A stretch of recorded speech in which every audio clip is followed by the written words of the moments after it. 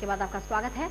हम अक्सर आपको बताते रहते हैं कि घर बेचते समय, किराए पर मकान देते समय क्या क्या सावधानियां बरतें। ऐसी जानकारी आज आपके काम नहीं आ रही हो, लेकिन हो सकता है कि कल ये जानकारी आपके काम आए। हो सकता है आप मकान लेने का प्लान कर रहे हो। ऐसे में जरूरी है कि आप कुछ तकनीकी बातों को लेकर श्योर हो, तभी आगे बढ़े। इसी बात को ध्यान में रखते हुए साधना न्यूज का प्रॉपर्टी मंत्रा आपको अक्सर सुझाव देता रहता है। इसी फहरिस्त में आज हम आपको दिखाते हैं कि प्रॉपर्टी खरीदने से पहले आप किन किन बातों का खास ध्यान रखें। एक रिपोर्ट।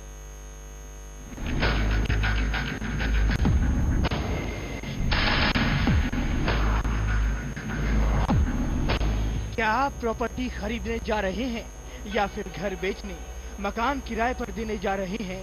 अगर हाँ, तो ये खबर आपके लिए ही है। जी हाँ, आज हम आपको बताने जा रहे हैं कि मकान खरीदने, बेचने या किराए पर देने से पहले एक व्यक्ति को किन किन बातों का ध्यान रखना चाहिए। इसमें सबसे पहले अगर आप प्रॉपर्टी खरीदने जा रहे हैं तो आपको किन किन बातों का ध्यान रखना चाहिए। जिस जमीन पर प्रॉपर्टी डेवलप की जानी है उसके लैंड यूज का पता लगाएं। लाइसेंस में लैंड यूज की जानकारी दी जाती है।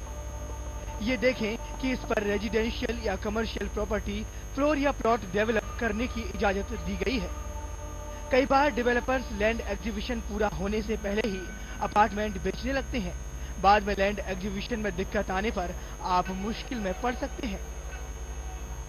मान लीजिए कि किसी डेवलपर ने 80% तक जमीन खरीद ली है और बाकी बची हुई 20% जमीन पर विवाद हो जाए, तब क्या होगा? संभव है कि आपका टावर उसी 20% वाले लैंड पर डेवलप किया जाना हो, तब आप क्या करेंगे? डेवलपर से लैंड ओनरशिप साबित करने वाले पेपर की मांग करें। हर प्लॉट का खसरा नंबर होता है। बिल्डर से खसरा नंबर मांगकर उसकी जांच कराएं। आप टाइटल सर्च के लिए एक वकील अपॉइंट कर सकते हैं। वो उस लैंड से जुड़े किसी कानूनी विवाद की जानकारी भी जुटा सकता है। डेवलपर से लाइसेंस मांगे। इससे टाउन प्लानिंग अथॉरिटी से प्रोजेक्ट डेवलप करने की मंजूरी का पता चलता है। हर लाइसेंस का खास नंबर होता है।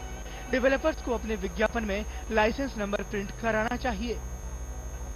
ये भी जानकारी जुटाएं कि डेवलपर ने अपनी बिल्डिंग प्लान, पानी, पर्यावरण और प्रदूषण के साथ हाइट क्लियरेंस ली है। क्लियरेंस नहीं होने पर कई बार डेवलपर अगले 6 महीने में अप्रूवल हासिल करने का वादा करते हैं। प्रोजेक्ट में देरी की सबसे बड़ी वजह क्लियरेंस नहीं मिलना है। एप्लीकेशन फॉर्म में पेमेंट प्लान की शर्तों पर ध्यान दें। क्या बिल्डर ने कंस्ट्रक्शन के शुरुआती फेज में भी अपार्टमेंट कास्ट का बड़ा हिस्सा मांगा है? आप कंस्ट्रक्शन लिंक्ड प्लान पेमेंट को ही चुनें। कई डेवलपर्स पोजीशन के बाद पेमेंट का बड़ा हिस्सा मांगने का दावा करते हैं। इस तरह के प्लान बायर्स के लिए ठीक होते हैं। इन सभी बातों को ध्यान में रखने के बाद आप प्रॉपर्टी की लोकेशन और ये भी तय कर लें कि प्रॉपर्टी पर किसी तरह का कोई विवाद तो नहीं है, और अगर सभी कुछ ठीक हो तो फिर प्रॉपर्टी खरीदने में देर न करें और अपने सपनों को पूरा करें।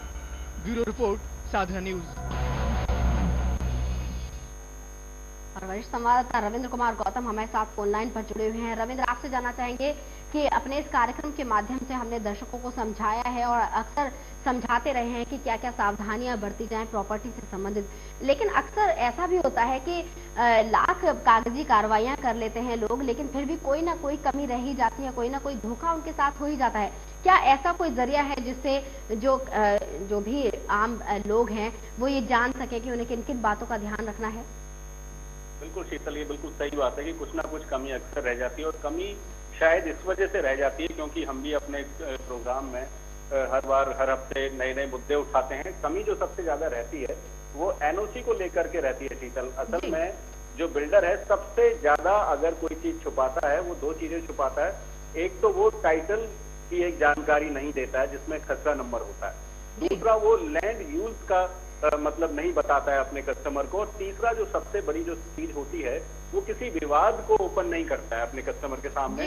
वो यही कहता है कि सारी चीजें ओके है, क्लियर है और हम फला समय तक ये पूरा प्रोजेक्ट आपको हैंड ओवर कर देंगे। और ज्यादातर मामलों में जो अगर हम एनसीआर की अगर बात करें, आज जो प्रोजेक्ट 2 या 3 साल डिले हैं शीतल, उनकी एक सबसे बड़ी वजह ये है कि ज्यादातर जो बिल्डर हैं उनके पास एनओसी नहीं है, उनके पास जो हाइट है, जो टावर की या अगर रेजिडेंशियल प्रोजेक्ट की जो हाइट है उसकी क्लियरेंस नहीं है, उनके पास इन्वायरमेंट क्लियरेंस नहीं है, उनके पास और जो दूसरी जो चीजें हैं, चाहे वो पानी को लेकर के है, चाहे सैनिटरी को लेकर के है, चाहे वो आपका जो लोकल एमिनिटीज हैं वो अगर वहाँ प्रोवाइड करवानी है, हॉस्पिटल प्रोवाइड करवाना है, ऐसी चीजें, खेल के मैदान, ये सारी चीजें जो हैं उनको लेकर के जो डेवलपर हैं उनकी कोई बहुत बड़ा रीजन यहाँ दिखाई नहीं दे रहा, जिसकी वजह से उनके प्रोजेक्ट लटके हुए हैं।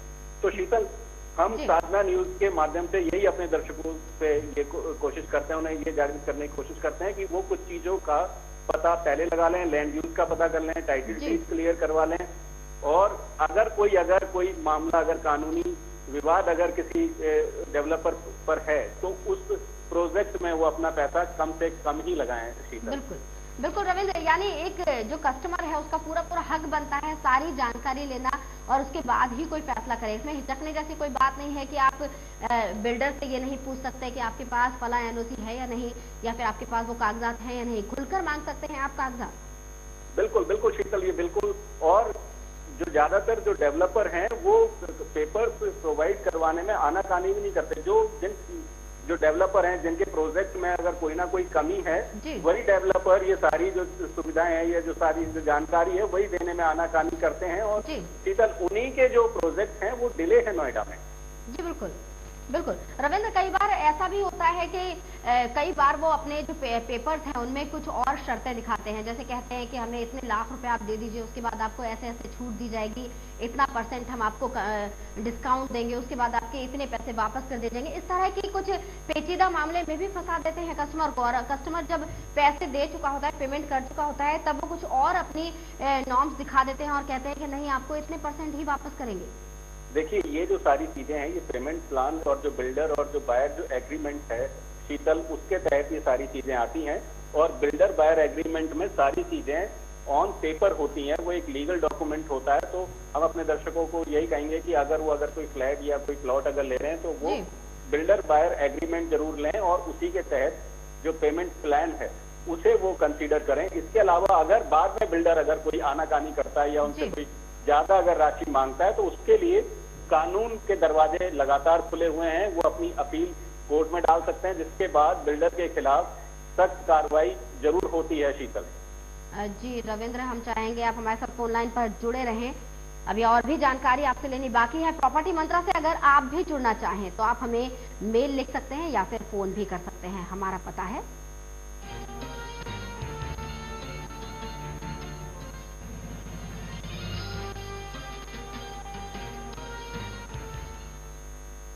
और कार्यक्रम में फिलहाल समय हो चला है एक ब्रेक का। ब्रेक के बाद भी साधना न्यूज पर प्रॉपर्टी मंत्रा जारी रहेगा।